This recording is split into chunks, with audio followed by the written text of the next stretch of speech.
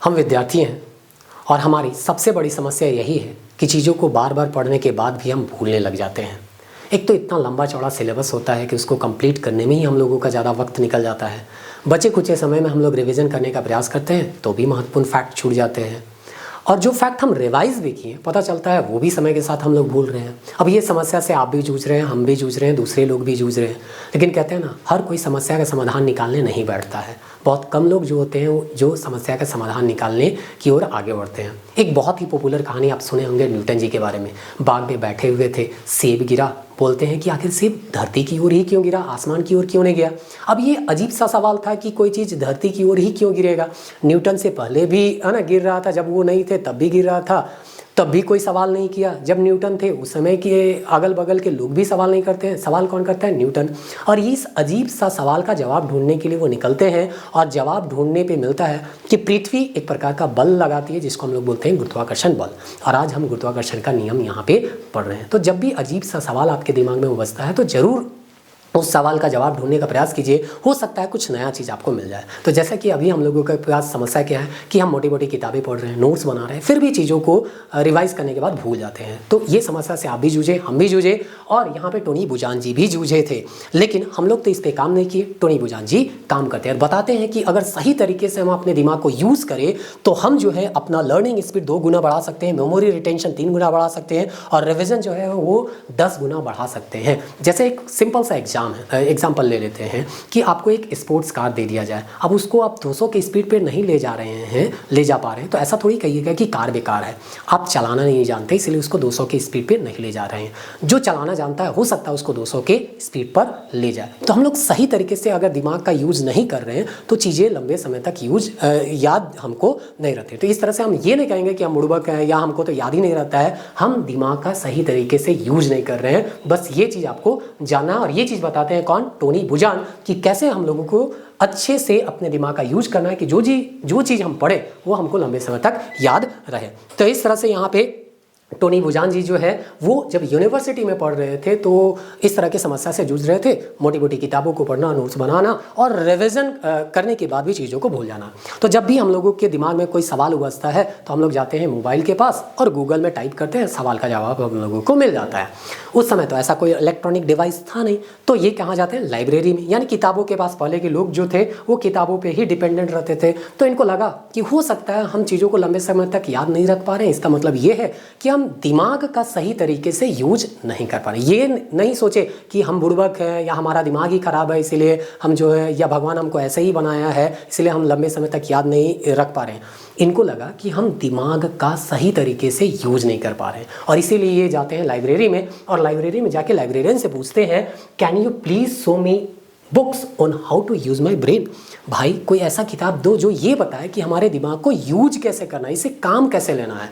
तो यहाँ पे लाइब्रेरियन भी परेशान, कहता है we have books on the brain as an organ but not how to use it. बोलता है एक ऑर्गन की तरह से समझना, एक अंग की तरह अगर दिमाग को समझना है तो इससे रिलेटेड बहुत सारे किताब हम लोगों के पास हैं, लेकिन इसको यूज कैसे करें इससे रिलेटेड किताब तो नहीं है। अब देखिए समस्या हम सबके साथ आता है, लेकिन हम बोले ना समस्या का समाधान निकालने तो कोई बैठता नहीं है।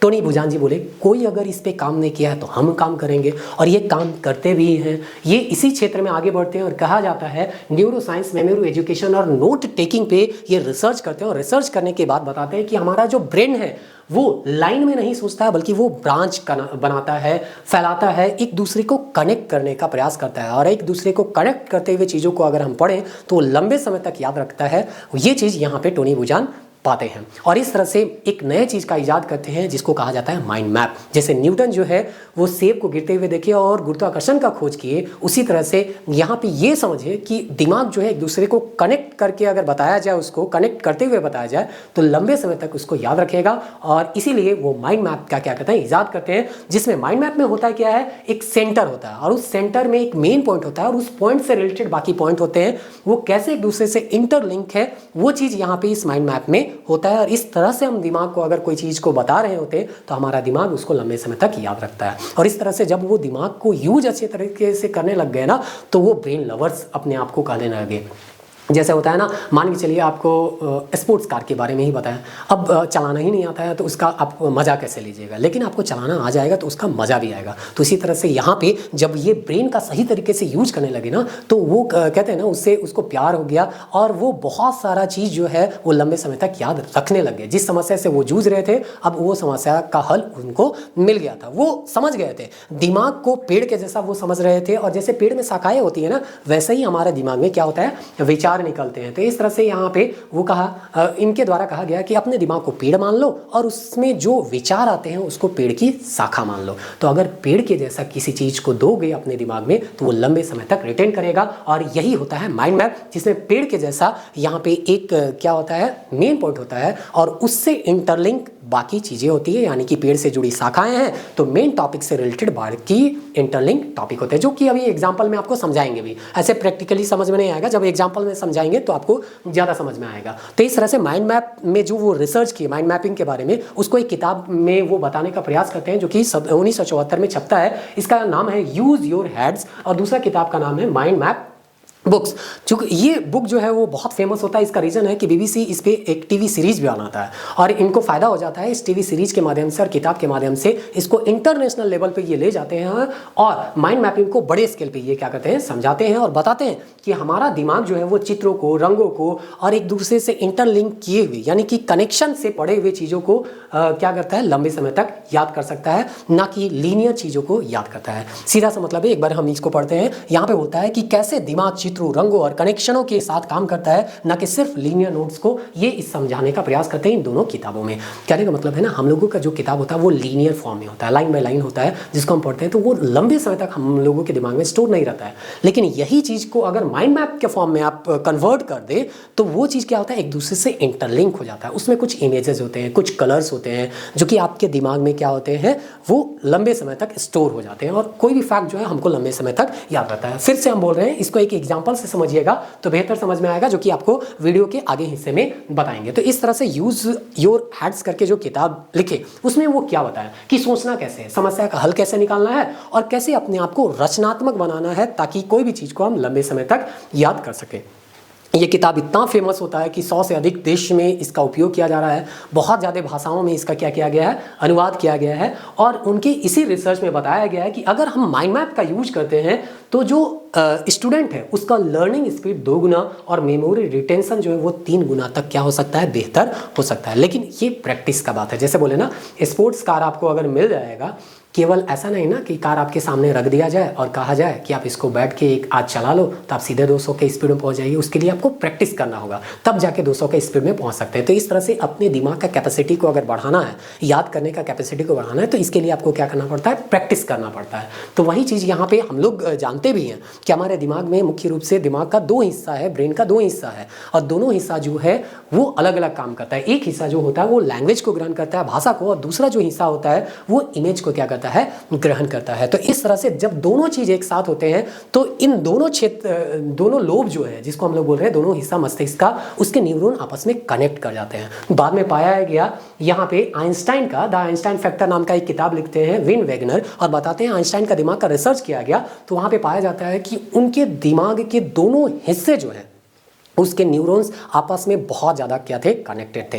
कहने का मतलब जब भी हम चीज़ों को पढ़ते हैं तो इमेजिनेशन के फॉर्म में पढ़ना चाहिए, तभी हम उसको लंबे समय तक याद रख सकते हैं। तो इस तरह से पाया गया कि जब ये इमेजिनेशन करके चीज़ों को लंबे समय तक याद रख सकते हैं, या इतना महान व्यक्ति अगर इस तरह से काम करेंगे तो हम लोग को भी इसी तरह से क्या करना चाहिए, काम करना चाहिए। और इस काम में और एक कदम आगे बढ़ते हुए ये माइंड मैपिंग का क्या लाते हैं, कॉन्सेप्ट लाते हैं। तो छात्रों को माइंड मैप जो है वो कैसे मदद करता है उसके बारे में बताते हैं कि रिवीजन बहुत जल्दी होता है। पूरे चैप्टर को एक पेज में समेट लेना, इससे रिवीजन जो है 10 गुना क्या हो जाता है, बढ़ जाता है। कॉन्सेप्ट जो होता है पूरा क्लियर हो जाता है, और यहाँ पे हमको दिखता है हर पॉइंट का दूसरे पॉइंट से किस तरह से कनेक्शन है, ये चीज़ हमको पता चलता है। तो इस तरह से आपका क्रिएटिविटी बढ़ता है, फोकस बढ़ता है। अगर हम खुद से माइंड मैप बनाएं तो दिमाग बहुत ही ज़्यादा एक्टिव होता है और डिस्ट्रैक्शन जो है वो बहुत ही कम होता है।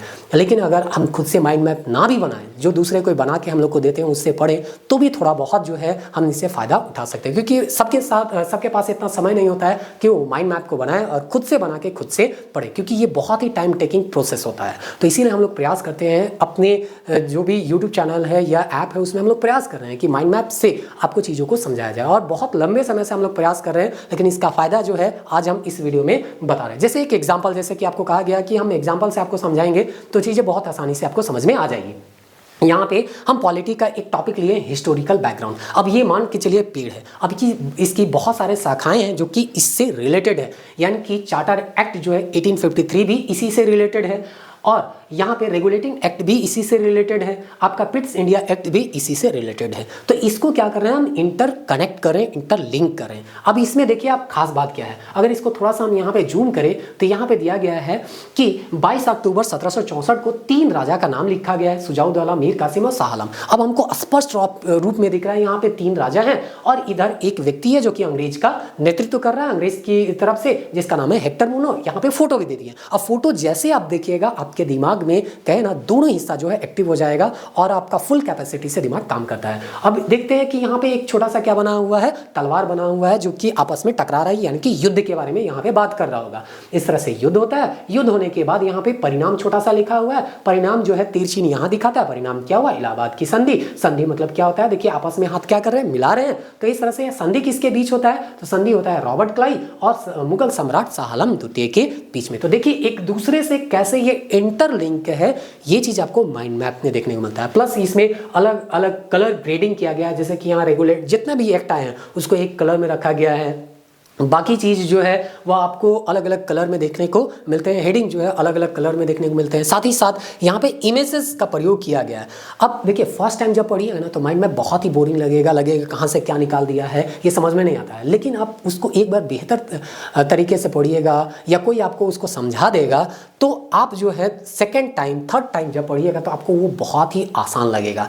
जैसे कि यहाँ पे आप तो माइंड मैप बनाए नहीं, माइंड मैप तो हम बनाए, अब मेरा बनाया हुआ हम कैसे इसको माइंड मैपिंग किए हैं ये तो हम जान रहे हैं ना, आप नहीं जान रहे हैं। इसलिए हम जो भी चीज़ आपको माइंड मैप में दे रहे हैं उसका सबसे पहले वीडियो बना रहे हैं, उसके बाद आपको उस चीज़ को दिया जा रहा है, क्योंकि हम किस तरह से सोच के इसको बनाए हैं ये हम ही जानते हैं, आप नहीं जानिएगा। इसीलिए यहाँ पे हम सबसे पहले उसको समझाते हैं, फिर आपको उसको प्रोवाइड करते हैं। तो यहाँ जब भी यहाँ पे आप इसका फोटो देखिएगा ना तो वारन हेस्टिंग आपको नजर में आएगा। अब वारन हेस्टिंग जैसे यहाँ पे देखिएगा इससे तुरंत ऊपर आपको दिखेगा रेगुलेटिंग एक्ट, तो आप फट से जान जाइए कि वारन हेस्टिंग के बारे में यहाँ पे 1773 में बताया जा रहा है कि ये बंगाल के गवर्नर थे जो कि बंगाल के गवर्नर जनरल बन गए। तो इस तरह से यहाँ पे इमेज जो होता है या फैक्ट को जब हम इंटरलिंक करते हैं या बहुत सारे कलर अलग अलग ग्रेडिंग हम देते हैं तो उससे हमारा दिमाग जो होता है वो पूरी फुल कैपेसिटी में काम करता है और वो लंबे समय तक याद रखता है। अब हम ये भी नहीं कर रहे हैं कि फुल एंड फाइनल एकदम आपको माइंड मैप से ही पढ़ना है, आप किताब से पढ़िए, लीनियर फॉर्म में पढ़िए। लीनियर फॉर्म में पढ़ने के बाद आपको उसको रिवाइज करने के लिए इस तरह से माइंड मैपिंग करना होता है